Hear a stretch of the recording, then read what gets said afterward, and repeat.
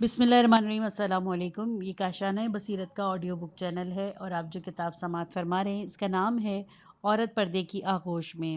اس کے مؤلف ہیں استاد شہید مرتضیٰ مطہری اور اس کا ترجمہ کیا ہے سید محمد موسیٰ رضوی نے۔ آئیے سنتے ہیں اس کا پارٹ نمبر 6، صفحہ نمبر 101، 5واں باب، اسلامی پردہ۔ ہم اس بحث کا آغاز قرآن مجید سے کرتے ہیں۔ قرآن کی 2 سورتوں میں اس موضوع سے متعلق آیتیں وارد ہوئی ہیں، جن میں سے ایک سورہ نور ہے اور ایک دوسری سورہ احزاب۔ ہم ان تینوں آیتوں کی تفسیر بیان کرتے ہیں اور اس کے بعد فقہی مسائل اور روایات اور فقہا کے فتووں پر گفتگو ہوگی۔ سورہ نور میں اس موضوع سے متعلق جو آیت ہے اس کا نشان 31 ہے۔ اس سے قبل کے چند آیتیں گھروں میں داخل ہونے سے پہلے طلب اذن سے متعلق ہیں، جو مطلوبہ آیات کے باب میں تحمید یا سر آغاز کا حکم رکھتی ہیں، لہٰذا ہم آیتوں کی تفسیر کو اسی مقام سے شروع کرتے ہیں۔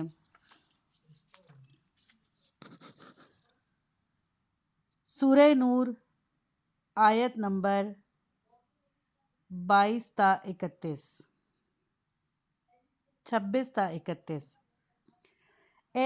ترجمہ: اے صاحبان ایمان، کسی کے گھر میں اطلاع دیے بغیر داخل نہ ہونا، اور جب داخل ہونا ہو تو گھر والوں کو سلام کرنا، یہی طریقہ تمہارے لیے بہتر ہے تاکہ تم نصیحت پاؤ۔ پھر اگر تم ان میں سے کسی کو نہ پاؤ تو جب تک تم کو اجازت نہ ملے گھر میں داخل نہ ہونا، اور اگر تمہیں جانے کے لیے کہا جائے تو تم واپس لوٹ جانا، یہی تمہارے لیے بہتر ہے، اور جو کچھ تم کرتے ہو اللہ اس سے باخبر ہے۔ البتہ ایسے گھروں میں جانے سے تم پر کوئی الزام عائد نہیں ہوتا جو غیر مسکونی ہیں، اور اس میں تمہارا کچھ فائدہ بھی ہے۔ خدا تمہارے ہر اس عمل سے واقف ہے جس سے تم ظاہر بظاہر یا چوری چھپے کرتے ہو۔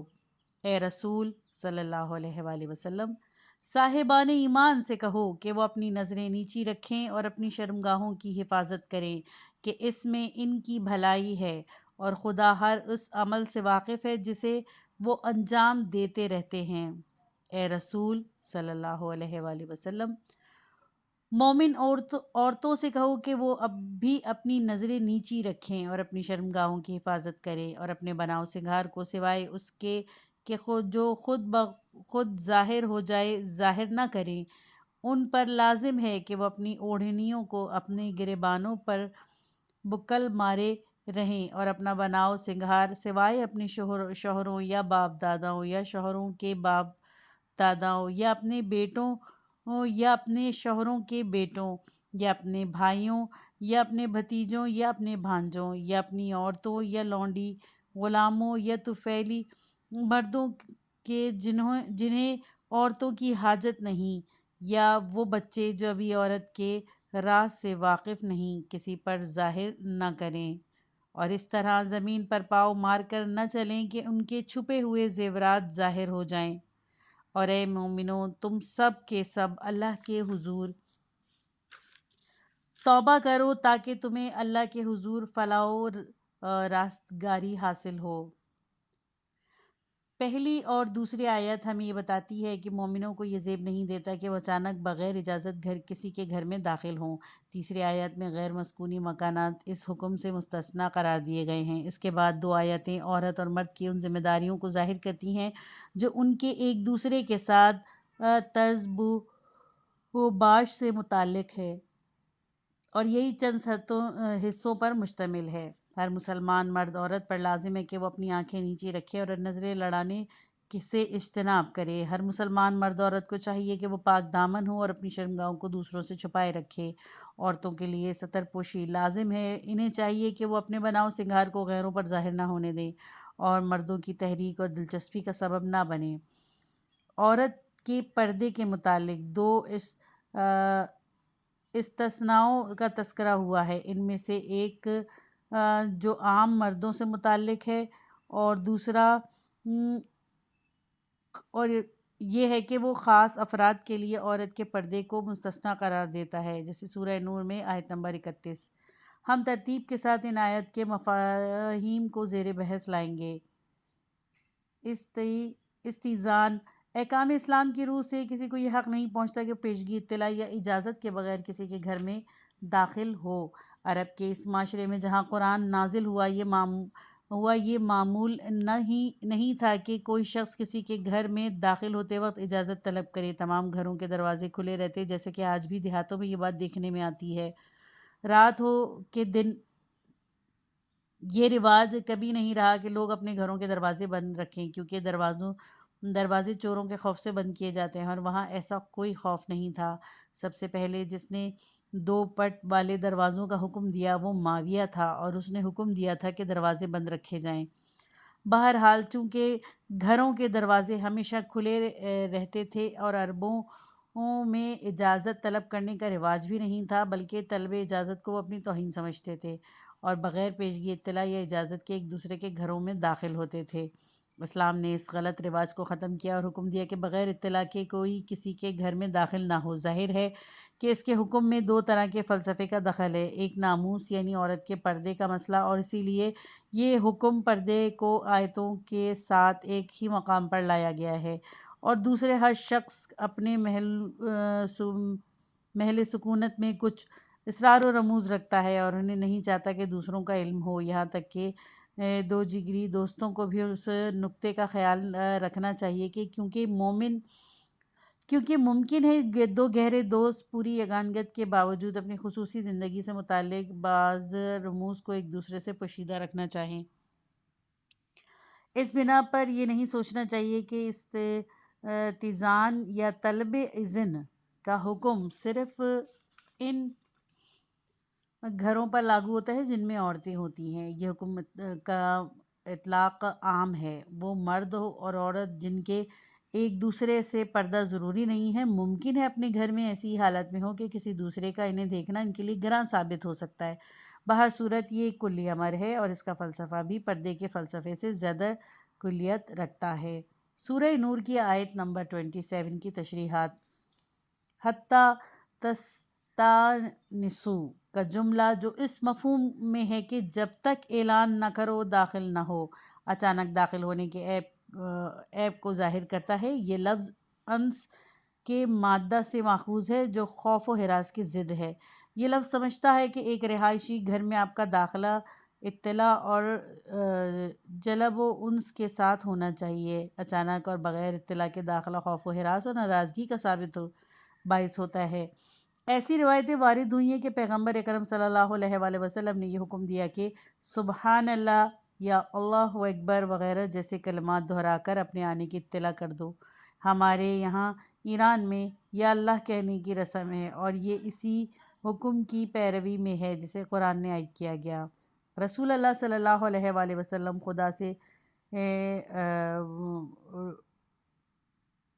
رسول اکرم صلی اللہ علیہ وآلہ وسلم سے پوچھا گیا کہ کیا یہ طلب اذن کا حکم خود اپنے کنبے اور قریبی رشتہ داروں پر بھی لاگو ہوتا ہے؟ کیا ہمیں اپنی ماں یا بیٹی کے گھر میں داخل ہونے کے لیے بھی اجازت درکار ہوگی؟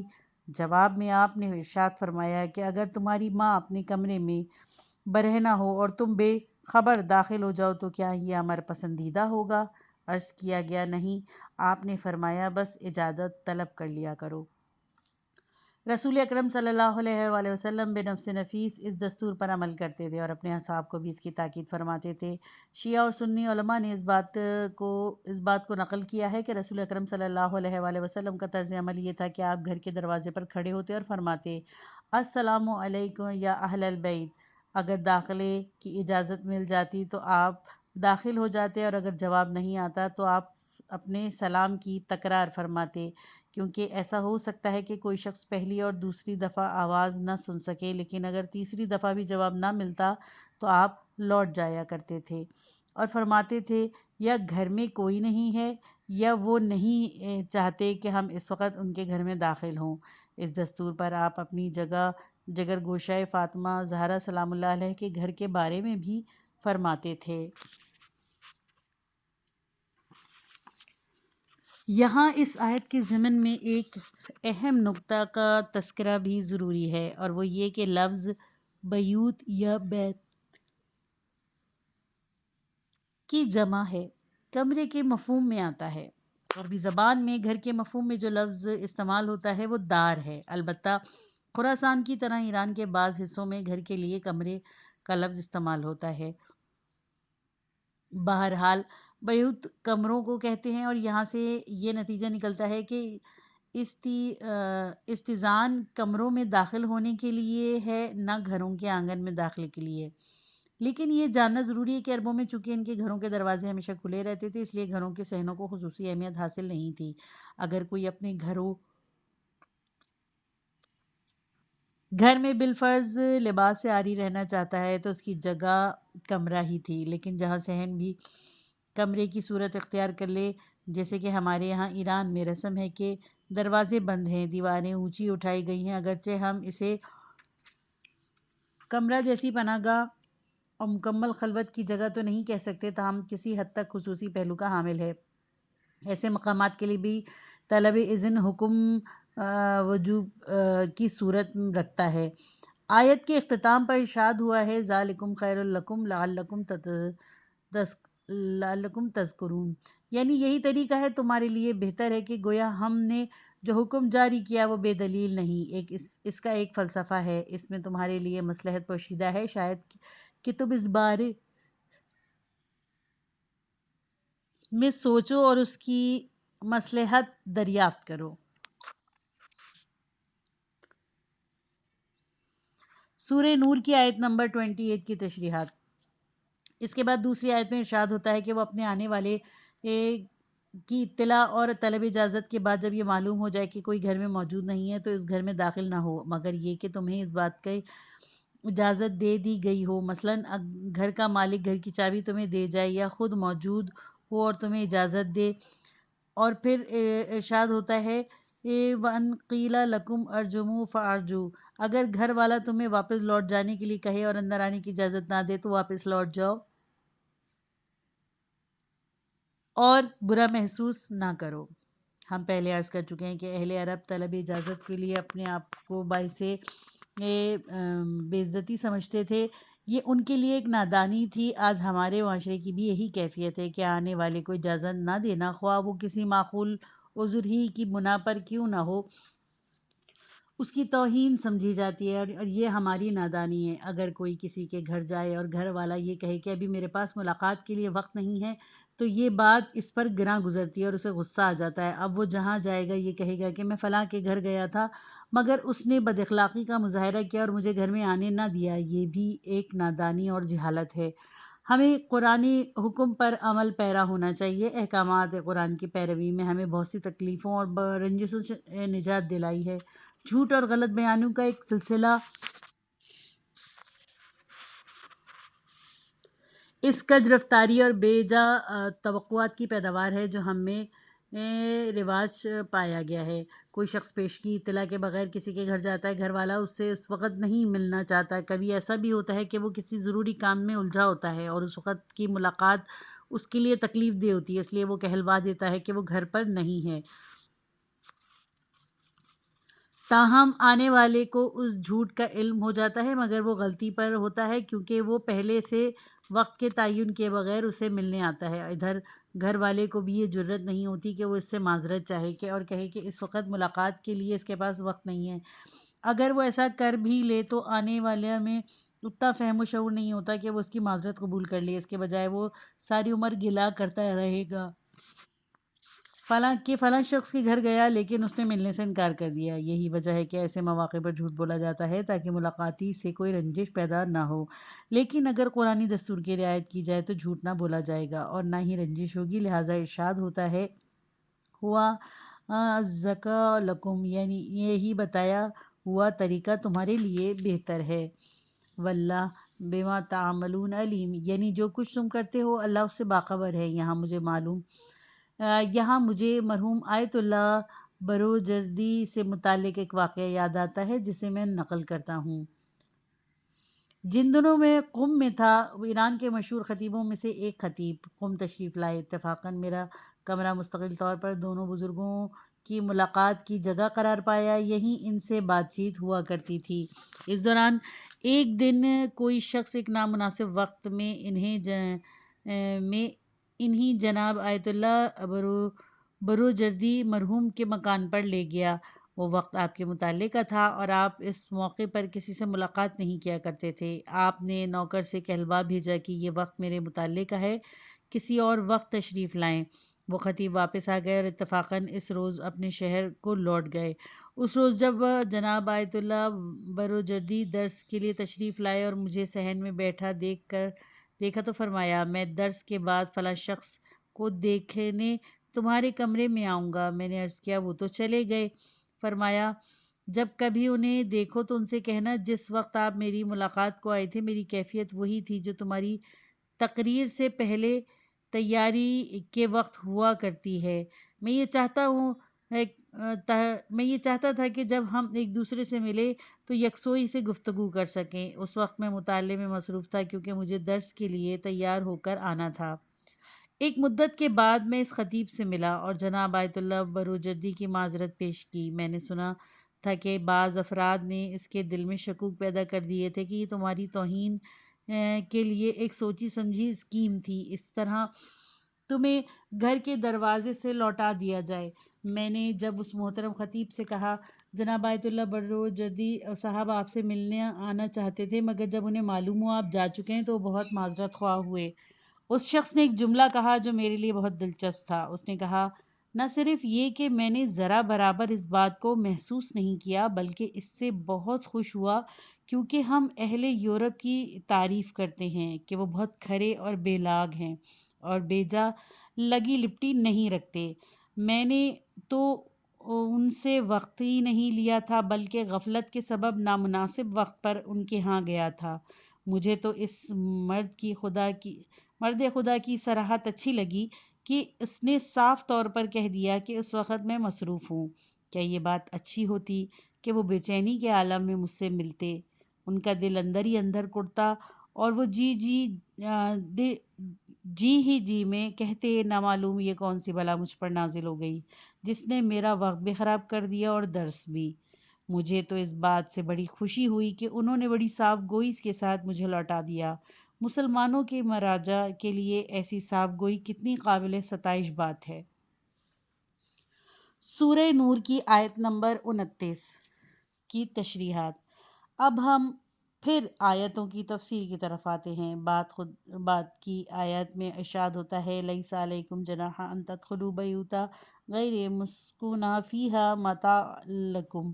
اس آیت میں استثناء کیا گیا ہے۔ آیت کا مفہوم یہ ہے کہ طلب اذن کا جو حکم تمہیں دیا گیا ہے وہ صرف ان رہائشی مکانات کے لیے ہے جن میں کوئی رہتا ہے اور وہ خلوت گاہ کا پہلو رکھتے ہیں۔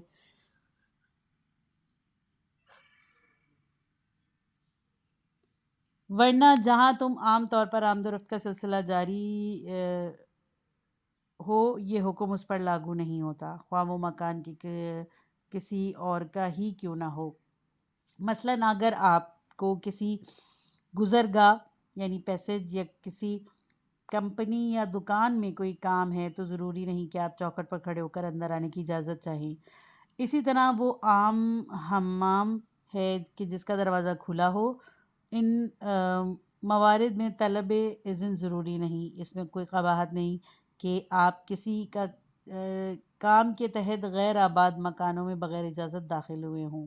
فیہا متاع لکم کی قید ہمیں یہ سمجھاتی ہے کہ اس طرح کے مکانوں میں انسان کا داخلہ صرف اس صورت میں راوی ہے کہ جب اسے وہاں کوئی کام ہو، ورنہ مالک مکان کے لیے تکلیف کا باعث نہیں ہونا چاہیے۔ واللہ یعلم ما تعبدون ما تکتمون، یعنی خدا تمہارے ظاہر و باطن کو خوبی جانتا ہے اور تمہاری نیتوں سے باخبر ہے کہ تم کس ارادے سے کس کے گھر میں داخل ہوتے ہو۔ سورہ نور کی آیت نمبر 30 کی تشریحات۔ پھر ارشاد ہوتا ہے کہ قل للمؤمنین یغضوا من ابصارہم ویحفظوا فروجہم، یعنی اے رسول صلی اللہ علیہ وآلہ وسلم کہہ دو ان مومنوں سے کہ اپنی نظریں نیچی رکھیں اور اپنی شرمگاہوں کی حفاظت کریں۔ عین اور بصر۔ اس آیت میں لفظ ابصار استعمال ہوا ہے جو بصر کی جمع ہے، اور بصر اور لفظ عین میں فرق پایا جاتا ہے، بالکل اسی طرح جیسے اردو میں نگاہ اور آنکھ میں فرق پایا جاتا ہے۔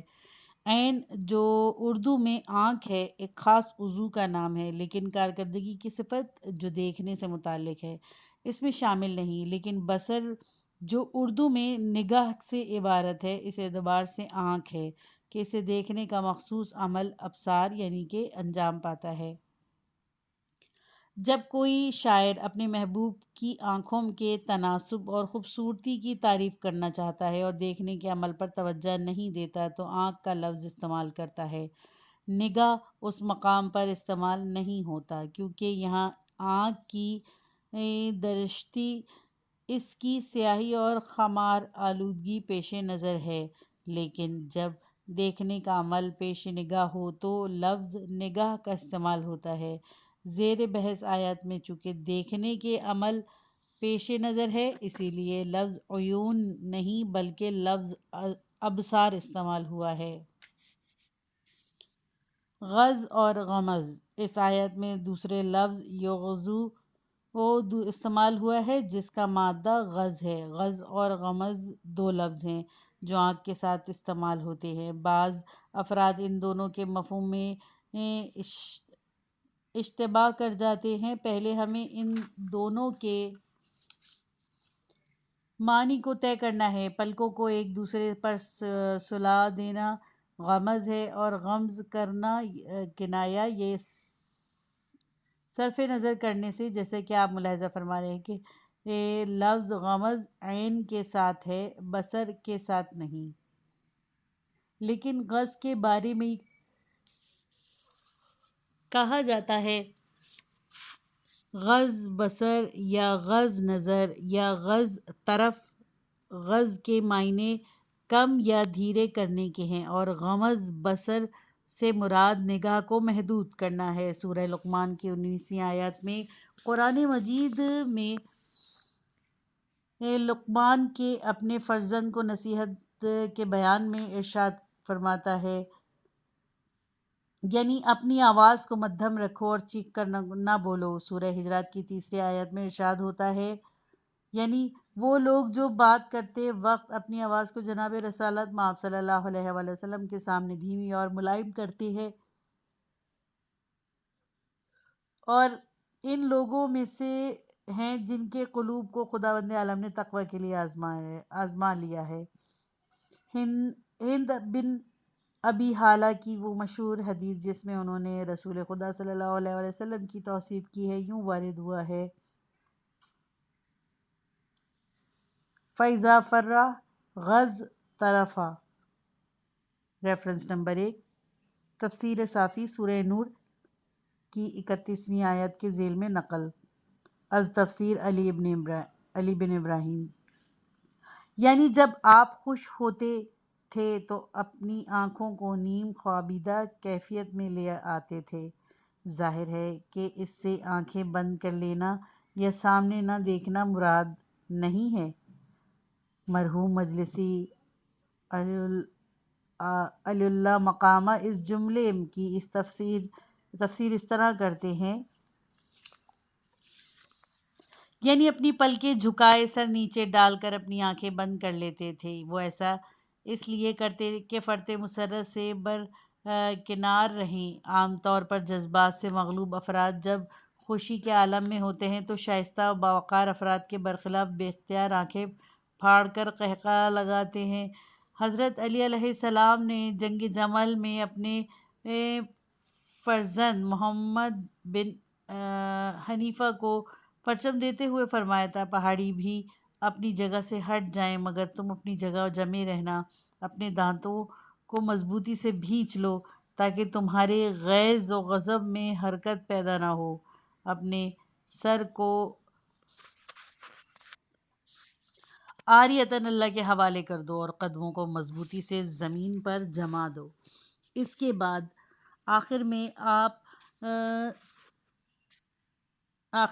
آپ صلی اللہ علیہ وسلم فرماتے ہیں، دشمن کی آخری صف پر نظر جمائے رکھو اور آنکھیں موند لو۔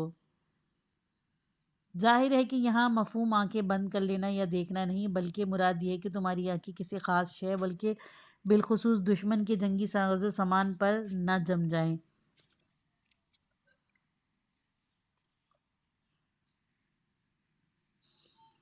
اسی طرح آپ جنگوں میں اپنے اصحاب کو دیے جانے والے عمومی دستور العمل میں ارشاد فرماتے ہیں، دشمن کے جنگی ساز و سامان پر اپنی نگاہیں کم رکھو، ایسا کرنے سے تمہارے دل محکم اور آسودہ رہیں گے۔ آوازوں کو خاموش کر دو، ہنگامہ آرائی نہ کرو، کیونکہ متانت و سکون